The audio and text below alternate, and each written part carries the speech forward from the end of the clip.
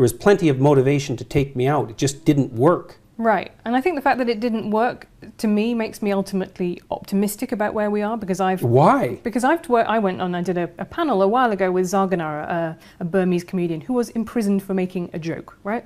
And we are not yet at that stage. I think, undoubtedly, We're not. We're damn close. Really? How about the guy with the pug in the UK? Count Dankula. That's the one. Right, but he did actually, I mean, that was a joke. You might not have liked it. I didn't say it was a good joke. I didn't say it was an appropriate joke. I didn't say any of that. I didn't say it was a well thought through joke. But it was a joke. Yeah, I just fundamentally don't believe that it was a joke. I believe that it was camouflaged as a joke, and that's what it kind of comes across. Right. And well, that's exactly what you would believe if you were inclined to persecute comedians. No, I'm not inclined to persecute someone. Well, you're inclined to persecute him. I don't think he's a comedian, and I don't think I would have to go and look at the circumstances of that case. But I think he didn't like his girlfriend's pug and thought he would teach it to do something reprehensible as a joke. Right, but I see you getting involved, say, tweeting Douglas Murray's article about Tommy Robinson, and I think you see that as a free speech issue, and that's not how I see Tommy Robinson's case at all. I see that as contempt of court, someone who endangered a grooming trial. How do you see that case? I see it as very fortunate that Tommy Robinson didn't die in prison. Who is being ungrateful? Look at what you have. Right. You live in the best society that's ever been created. You know, I was reading about some Indonesians. Do you mean me as a woman or me as a 21st us. Century person in the world? I mean us, yeah. I mean, I'm incredibly grateful for what I have, but to me the project of politics is... construction of a tyrannical patriarchy. You're grateful for the productions of a tyrannical patriarchy. How does that make sense? Because I think life is good. I think it could be better. That's what being fine. a progressive That's a perfectly means. reasonable proposition. But I guess that isn't commensurate with your claim that you're the beneficiary of a tyrannical patriarchy. Why not? How can it be good if it's the consequence of a tyrannical patriarchy? Tyranny isn't good, is it? I mean, that's the definition of tyranny. Something that isn't good, and yet it's produced all these things that you're grateful for. Like, doesn't that contradiction bother you? Where did what was good come from? I think I'm benefiting actually from a lot of things that I don't support, that are unearned privileges in my life. I think that's absolutely true. Like your job? Like I have a very good job. I had a loving family. Well, I don't think that's going to do the world any good, is it? That's a hell of a fine rationalization for your privileged position. Oh, well, fair enough. But if you could trade it off with someone who's less privileged. I could. That'd be a start. I could do that, but I don't want to, and I won't, and I don't think I should be expected to. Why not? Is it okay for you to occupy a position of privilege in the patriarchal tyranny? And if it is it because you're female, or is it just because it's convenient? Well, let me tell you my political philosophy. I guess I'm a social democrat. So what I believe is that you should, if you have a good life, you should try and pass that on. I believe in a progressive redistributive tax system, for example. It was once said by Lord Mandelson in British politics, New Labour was okay with people being filthy rich as long as they paid their taxes. Now, I'm kind of less okay with people being filthy rich. But Define filthy rich. Well, I think I would leave that You're probably in the top 0.1% of people who've ever lived on the planet. That would constitute filthy rich by historical standards. Okay, but I'm not sure that I'm going the line exactly? Be able to help the Neanderthals at this point, really, by giving up some money. But this is my point, is that what I believe is, I believe in a structure in which people who have had a good life and had lots of advantages should pay that back, pay that forwards, which I think is the message that you preach as well, right? You have responsibilities. And if you've had, like us, a lot of advantages in life. Western civilization as a tyrannical patriarchy. But it's not purely a tyrannical patriarchy, That's for sure. Is it? It's purely not. Right. And that's exactly the issue. But why because would you deal with moral when you describe it as a absolutes tyrannical patriarchy, then you make a case that it's purely that. And that's exactly what's ungrateful. It's not purely that at all. Why is saying that something has elements of this made the same as it is purely that? That isn't what's being said. Merely to define it as a patriarchy implies unidimensionality. And to insist that that's also tyrannical doesn't offer a balanced viewpoint at all. Well, I think that's probably where your disagreement comes with this, which is because I do not see it in that way. I do not see that as univariate at all. I see it as one element. Then why call it a patriarchy? Because it describes an overarching structure. Does it? Yeah. What if the patriarchy is fundamentally composed of women? Is it still a patriarchy? No, that would be a matriarchy. Would it? So let's say we take a patriarchal structure, like the medical profession, and we fill it primarily with women. Is it then a matriarchal structure? What makes it a patriarchy to begin with? Is it the hierarchical structure? Is it the fact that it's mostly men? Is it the sociological structure? Or is it the fact that it's mostly men? Well, I think that's really interesting because male primary school teachers, for example, only 15% of them are men. And I interviewed some of them for my book. And you know what? They report exactly the same things that women do in male-dominated offices, right? They say, people have conversations that I feel excluded from. I feel stigmatized, like I shouldn't be here. People look at me askance when I say I'm a primary school teacher and I'm a man. You know, they kind of reel back. We all make those implicit associations. So if it is a structure that's dominated by women, then it's also a tyrannical patriarchy. I think in that case, then men have a way of, they should be able to complain about the fact that a very female-dominated office leaves them feeling out too. Yeah, feeling left out too. So how do we get something that isn't a tyrannical patriarchy? If it's composed of women, then it's a tyrannical patriarchy, and if it's composed of men, it's a tyrannical patriarchy. We're kind of out of options. Right, but, well, or you could have an office in which a blend of people of both so sexes work. So work. if it's 50-50, then it's not a tyrannical patriarchy. No, not 50-50. I'm saying that people... 40-60. I'm saying that there is clearly, when it is only 15% of male primary school teachers, they do feel marginalised and excluded. So you think the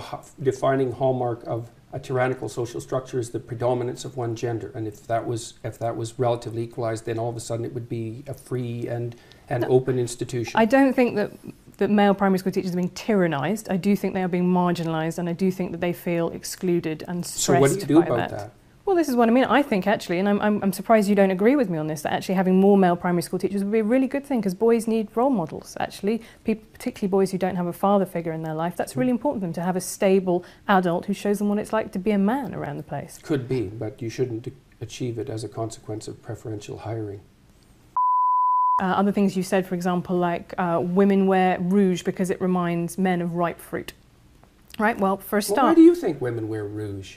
I have absolutely no idea. But Right, I will tell you, that's really not a very good answer. well, yeah, you said before there were lots of things you don't know the answer to, but I'll tell you one thing. I'm not criticizing your perspective on this. You're criticizing mine, so I'm presuming you have an alternative idea. Why do you think women wear makeup?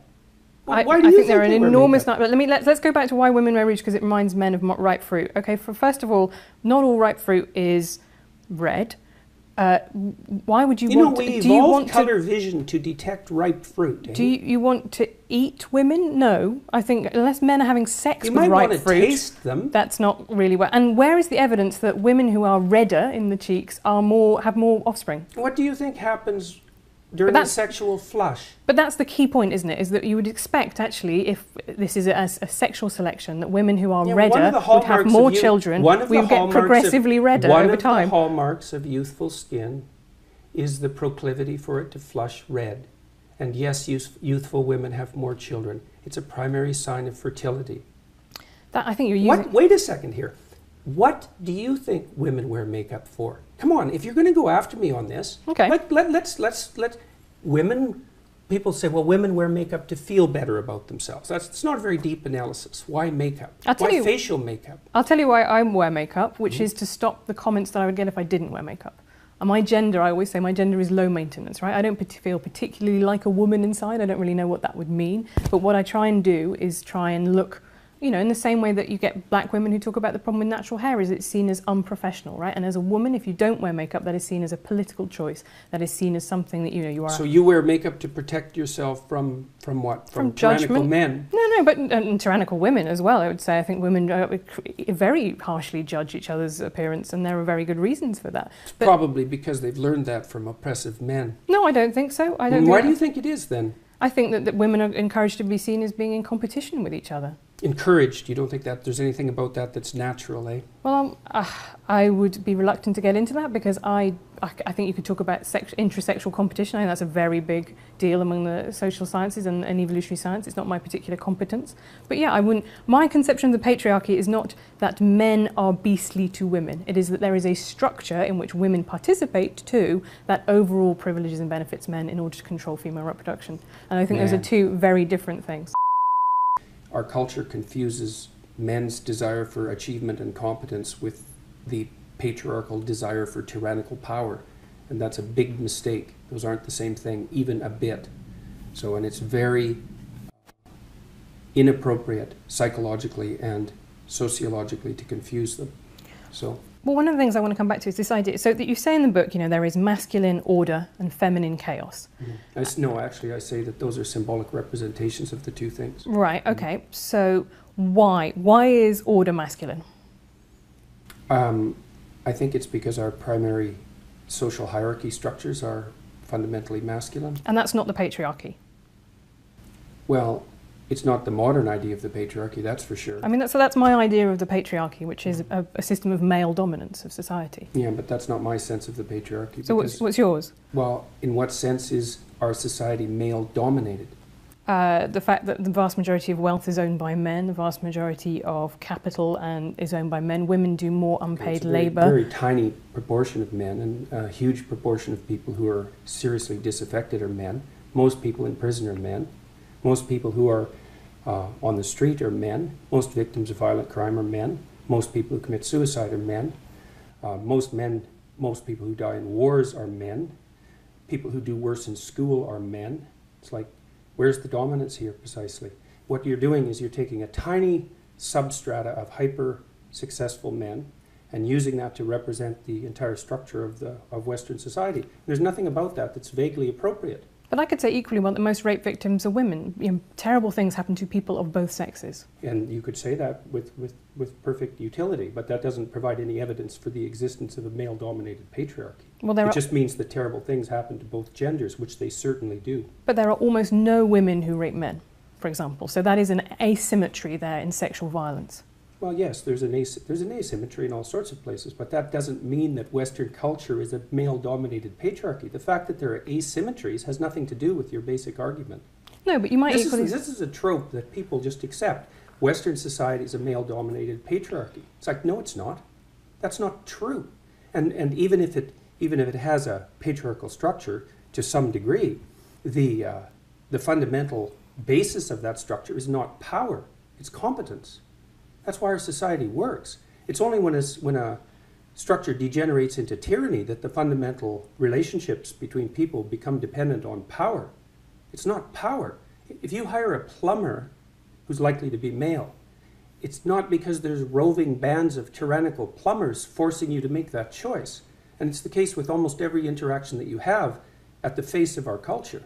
You're dealing with people who are offering a service of one form or another, who are usually part of the broad middle class, and what you're looking for is the person who can offer the best service, and you can find it.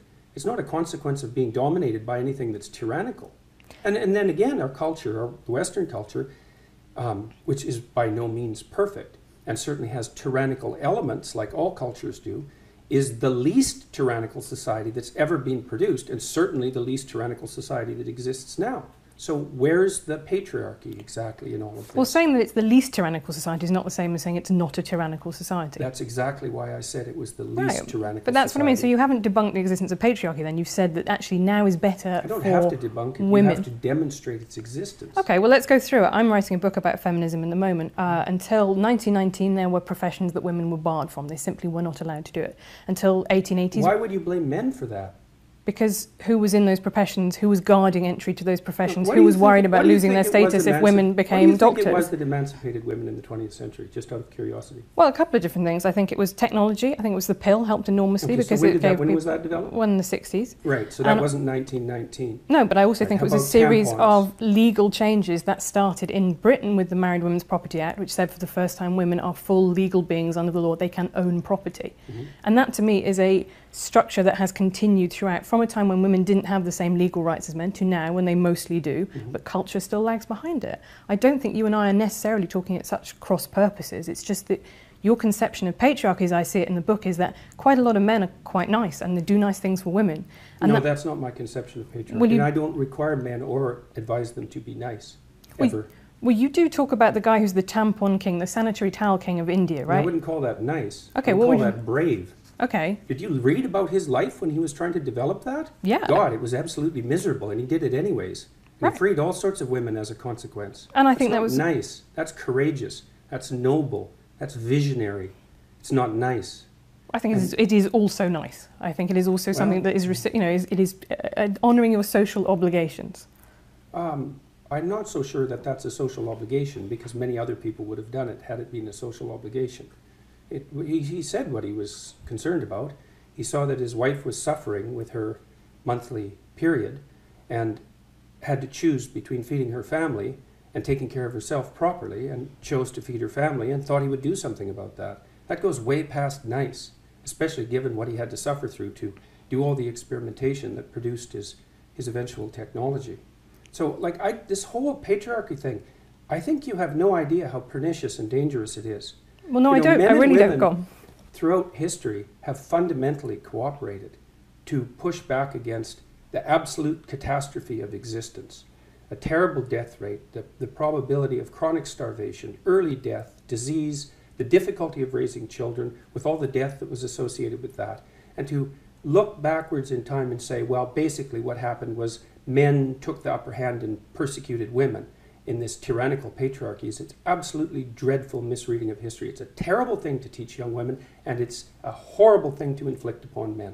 I mean, I absolutely disagree with you. I think that's like saying slavery in the US was actually, most people cooperate. Well, no, you didn't. You had a system where one set of people owned another set of people. And until women got full legal rights, they could own property for themselves, they could work. Essentially, they were owned. They were first owned by their fathers and then by their husbands. Status to the domination by men. You already said that you thought that what emancipated women primarily in the 20th century was technological revolution. No, not primarily, but that's one of two. I think that's two things. Not primarily, eh? No, you don't think the pill was a primary force in the emancipation of women? I think or the invention of tampons, let's say, or the provision of proper sanitary facilities, toilets, and that sort of thing. You're thinking instead it was the action of courageous feminists in the 1920s that produced a social revolution that overthrew the patriarchy. That's your theory. Yeah, I think that's a foolish theory. Well, I'm very sorry to hear you say that, but I think, to quote you in the Cathy Newman interview, I think it's a multivariate, right? I think there are lots of different things that all contributed to women gaining full rights. Well, then let's not be assuming that Western society was a tyrannical patriarchy. Well, no, that's one of them, and then other things happened as well. So you have the pill, you have the dishwasher and white goods, labour-saving devices in the home. I think all of those were really important. But you also have things like campaigns for the vote. Yes, you also have things like that, yes. So how, when in a system that existed in England until 1918, when why would you even want to look at history like that? Like, what's your goal? Because exactly. I think the people who don't look at history are condemned to repeat it, and I think that what are we going to do? Repeat the persecution of women? You think that's a realistic possibility? Yeah, we're sitting here. How do you see that? We're sitting here in America, right, where we've just had a 5th judge appointed to the Supreme Court who is now anti-abortion, who's now conservative. I think that abortion rights are absolutely fundamental to women being able to function as full humans in society, and I think that is now under threat in America. I think it is extremely smug and complacent to think civilization has peaked, it's all upwards from here. Yeah, well, good luck with that, I suppose. It's a living. There are lots of people who agree with me. There are lots of people clearly who agree with you. There are just a lot of people, I would say, who are coming to listen to what I say because they're sick and tired of having their desire to move forward in the world and to achieve something and to take their place as adult males, let's say, who are under the weight of accusations that their ambition and forthrightness is a manifestation of something that's fundamentally tyrannical. They're not happy with that. It's not doing anyone any good, and it's also not true. It's really a terrible thing to do to young men, and it's happening all the time. That's why they're bailing out of universities like mad. There won't be a man left in the social sciences in 10 years in the universities, and it's no bloody wonder. It's an unhospitable place, and it's unhospitable precisely because of this doctrine. It said that throughout history, the fundamental relationship between men and women was one of power, essentially slavery. It's like, fine, believe it if you want. It's not going to do your relationships any good, I can tell you that.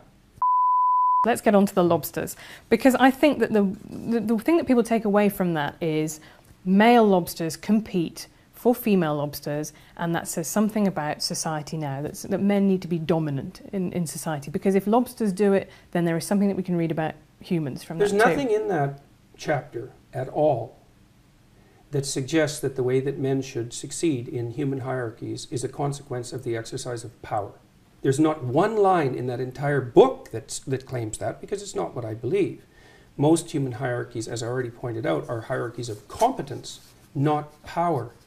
Okay, so that's why we don't live in a patriarchal tyranny. And so if you want to be a successful man, then you should be competent, and that will move you up the hierarchy, and that will make you attractive, and for good reason. Unless you want an incompetent mate, which is possible and happens, but isn't something that I would recommend. People will sometimes choose an incompetent mate because they're intimidated by competence, and so they'll settle for someone who they don't respect because they feel that they can master them and they won't be intimidated. But it's not a recipe for a happy life, I can tell you that. So there isn't a line in that chapter that talks about power as the proper means of conducting yourself in life. There's not a line in the book, and there's nothing in anything I've ever said that suggests that. Okay, no, but it's really important because people have read this chapter and they make exactly the argument that you make. And it's a misapprehension. So it's a misapprehension of the book. Okay, but if so many people are getting the same misapprehension, could it be possible? There aren't so many people that are getting it. There's 2 million people that have bought the book, and there's a very small handful of people who have a particular ideological perspective who enjoy developing that perspective because it indicates just what sort of reprehensible individual I am. But it has absolutely nothing to do with what I wrote or what I've said or what I believe. I don't believe that our fundamental hierarchies are based on power. I don't believe that the way that you move up our hierarchies is as a consequence of manifesting power. It's competence. Okay. My big problem with the lobsters is that it's scientifically bollocks, right? It's just, you cannot read across from lobsters and what they do to what humans do. Of course you can. That's why serotonin works on lobsters. But it works in 2 different ways. So serotonin makes lobsters more aggressive. It makes humans less aggressive, right? That's what happens. No, that's not right. Serotonin makes human beings more dominant but less aggressive. And the only reason it makes them more dominant is because they're less irritable and they're less defensively aggressive. So it's not bollocks. I know my neurochemistry. So if you're going to play neurochemistry, let's go and do it. Okay, well you say antidepressants work on lobsters. Yes, they do. They make a lobster that's been defeated in a fight more likely to fight again. That's not the same mechanism that happens in humans, because yes, lobsters don't get depressed as the way that humans are. I think you're anthropomorphizing into a ridiculous degree. These are creatures that urinate out of their faces. I think that the fundamental issue among knowledgeable animal behaviorists is that anthropomorphization with animals is generally the appropriate tactic unless you have reason to doubt it, which is because there's continuity between us and animals rather than discontinuity. And the idea that the anthropomorphization of animals is inappropriate is something derived from 1950s behaviorism. The highly trained affective neuroscientists and people who study motivation and emotion as well as neurochemistry know perfectly well that there is biological and behavioral continuity across the animal kingdom and way down into the kingdom as well, which is exactly why I chose lobsters, to indicate that there is so much continuity in the systems that allow us to estimate status position that we share it with creatures that are 1/3 of a billion years old. And the reason that I made that argument was to put paid at least in part to the absurd Marxist proposition that hierarchical structures are a secondary consequence of Western civilization and free market economies, which is as preposterous a perspective as you could possibly develop about anything. Hierarchies are 1/3 of a billion years old. You can't blame them on the West or men or capitalism. And we're wired for hierarchical perception in ways that you can hardly possibly imagine. Even our ability to rank order a set of objects seems to be tightly linked to our ability to assess the relative status of people in our social milieus. So, and the biochemistry is very, very similar. And the reason we know that is because most of the drugs that are used on people are first tested on animals. Now, it's not often animals as primitive as lobsters, but it is plenty. So a lot of what we know about neurological structure, for example, is a consequence of studying the flatworm, which is a much more primitive organism than the lobster. Continuity is the rule. Okay, so what can we learn from killer whales that live in matriarchal pods, often led by a grandmother, someone who's been through a menopause? Why isn't that an example that you've picked to talk about in the book?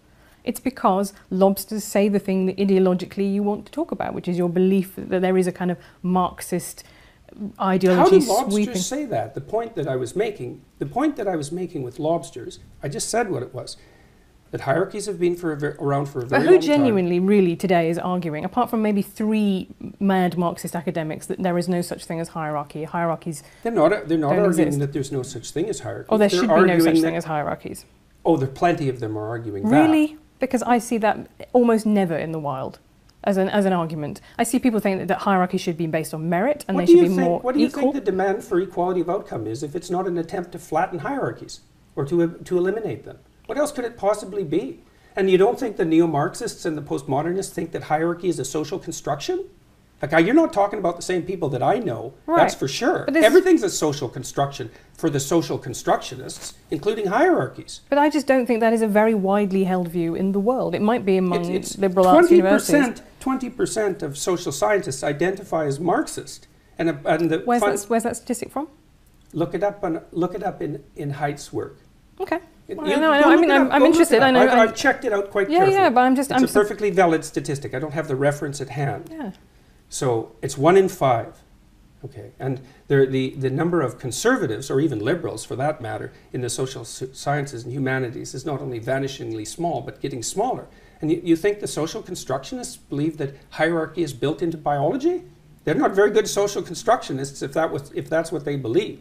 And the postmodernists and the neo-Marxists are radical social constructionists because they wouldn't believe that human beings are infinitely malleable and that we can be recreated in whatever image the ideologues might want to recreate us in if they didn't think that. And it's much more prevalent than you're admitting. I mean, there isn't a competing position on campuses except among the evolutionary biologists and the evolutionary psychologists, let's say, and they're under complete attack. They're certainly next on the chopping block as far as I can tell. I've been warning them for the last 2 years. Social constructionists don't like evolutionary psychologists and they don't like biology. And I really don't understand why, except that it interferes with this idea that human beings are infinitely malleable and stops them from being able to blame hierarchy on the West. Look, if you're really concerned about the poor as a social democrat, let's say, the first thing you should do is abandon your presupposition that the dispossession produced by hierarchies is a consequence of the patriarchal structure of the West. It's a way deeper problem than that. So there have been people who've been dispossessed forever, way before capitalism. Okay, I think I would agree with that. So if it is a way deeper problem than that, how do you tackle it? I don't know.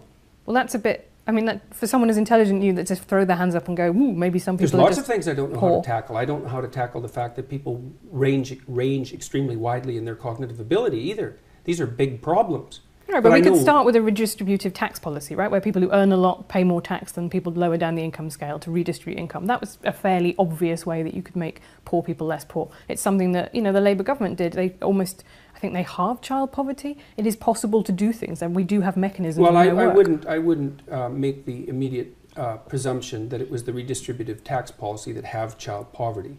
You know that absolute poverty in the world has halved between the year 2000 and 2012, and you can't attribute that to redistributive policies. No, I can't. I'm only talking about Britain. I'm talking about that particular government, which had, then there are fiscal analyses that have been done.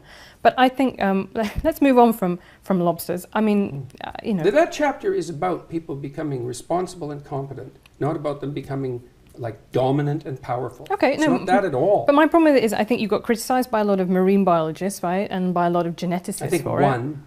Okay, well, I can name it. P.Z. Myers is one who's criticised you. Adam Rutherford, who's former editor of Nature, has criticised that chapter. There are, that is not... But what I think is fascinating is that... No reasonable biologists dispute the fact that most organisms organize themselves into hierarchies, and that the fundamental biological mechanism for the regulation of hierarchy is the serotonin system. That's not disputable. Now, you can find animal organizational structures that vary from that, what would you call it, fundamental pattern. But the existence of variance isn't proof against the existence of a fundamental pattern. Like, I don't know how you can sit there and be skeptical about this. If you know the literature on hierarchical structure, you understand that across the entire animal kingdom, animals tend to organize themselves into hierarchies. And that the neurochemistry but very of the different is types of hierarchies, right? So well, there's a pattern. That's why we know they're hierarchies. Right. Yeah, but like you say, the pattern as if that the hierarchy is the pattern. Right. Okay, and that's fine. So chimps have one very obvious social structure, and bonobos have another. It's not one. as different as people have made it out to be. No. The bonobos are a lot more violent than the and they're not hippie monkeys, right? Observers of the bonobos have admitted. Okay, but nonetheless, you say that as if those little details don't matter, as if there can't be such a thing as a hierarchy that is much worse than another hierarchy. That's my problem with it. I'm not saying that at all. There's clearly hierarchies that are worse than other hierarchies. Right. Baboons have terrible hierarchies, for example. And tyrannical hierarchies aren't my cup of tea. Right. That isn't the point I was making. No. The point I was making was that hierarchies can't be blamed on capitalism or the West. They're built into our biology. The neurochemistry is so old that we share it with crustaceans, so that's 1/3 of a billion years, which is the proof that hierarchies aren't a recent construct. If proof like that needs to be provided, and that the best way for people to adopt a strategy that will move them up the hierarchy, which is a desirable thing in most regards, is to face the suffering of the world forthrightly. That's what that chapter is about. Would agree much more with what Barack Obama said when he said, you know, I'm trying not to make a red states America or blue states America or white America, black America. I'm trying to make a United States America. That to me is... Yes, the Democrats are very good at that. Well, they played identity politics for the last 20 years. All they've done is inflame tribal tendencies, as far as I can tell. So he can say that, but it isn't obvious that it's the case. And it's not obvious to me at all that one of the consequences of Barack Obama's presidency was a reduction in racial tension in the United States. No, I wouldn't agree with that either. I think a lot of people found having a black college-educated professor very alarming and threatening to their idea of themselves as the dominant group. To stop them from voting for him twice. No, that is very true, but again... It's fundamentally true, right? It's really the crucial issue at hand here. No, but he built a big coalition of white, well-educated liberals and people of colour. I mean, that is the Democrat electoral... Well, how do you explain the rise of racial tension in the United States, then? Well, I think it's caused by a lot of things, not least of one of which is the Republican Party inflaming it. You talk about the left playing identity politics. I think the right play identity politics all the time. The right doesn't dominate the universities. No, but it dominates... But Donald Trump is president, so realistically... Donald Trump is hardly a typical Republican. No, I would say that he accomplished... In fact, for most of his life, if I remember correctly, he was a Democrat. Right, I don't think he has any so political... So we're not going to blame Donald Trump on the right wing. Okay, but I'm going to say the rest of the Republican Party are also quite happy to play, I would say, white identity politics. They did not dump him as their candidate when he said, Mexicans, they're not sending us their best people here, they're rapists, right? The whole idea of the United States, it said, I think a beautiful thing, all men are created equal, but it meant men, and it meant specifically white men. Women and black people could not vote. The US was founded on identity politics. This is not some new concept that has come along in the last 20 years. The United States wasn't founded on identity politics. Yes, it was. That's absolutely absurd proposition. The United States was founded on the same principles that, what would you say, that played their powerful role through the development of English democracy. And that was nested inside a Judeo-Christian view that fundamentally presumed that both men and women were made in the image of God and that all people had divine value. And it took a long time for that set of ideas to fully manifest itself in the political realm. But to consider that a manifestation of identity politics is, I can't imagine why you would possibly do that. I don't consider that a manifestation of identity politics. I consider having a constitution that says only some people are citizens to be a manifestation of identity politics. Well, what do you think changed it across time? And look, let's get our definitions straight here. You can't lump all occurrences of non-equal treatment into the category of identity politics. Identity politics is a very specific thing. It's really only existed since the 1970s. You can't go back into 1770 and say that the founders of the American Constitution were playing identity politics. They were playing politics that was based on identity. That's my definition of identity politics. That's not the definition of identity politics unless you play fast and loose with the definition. Identity politics is something that's... No one talked about identity politics 20 years ago or 30 years ago. It's a new term. You can't say that people's proclivity to identify with their group is identity politics. That's just tribalism. And that's like, who knows how old that is? 1,000,000 years old. 500,000 years old. And you're going to call tribalism identity politics? Well, that's not helpful. If you want to talk about tribalism, we could talk about tribalism. But identity politics is something that's nested inside a particular political view of the world. It's got a Marxist basis, and it manifests itself in postmodernism. And it emerged in the American France first in the 1970s, and then has swept through the American universities and increasingly the rest of the West since then. That's identity politics. If you want to talk about tribalism, that's fine. I'm not a fan of tribalism, which is why I don't like the identity politics types. And I don't care if they're on the right or the left.